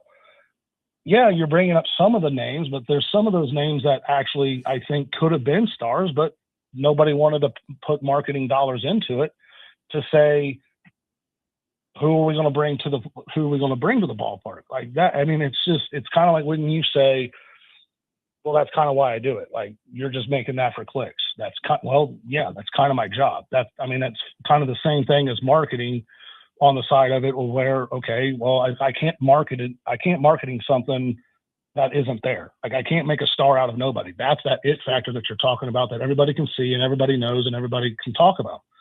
It's how much sponsorship is going into these organizations underneath that nobody does look at. And I think that's kind of like the circular point that I'm talking about, where it just all keeps going circle. We can keep talking about it day and day and day.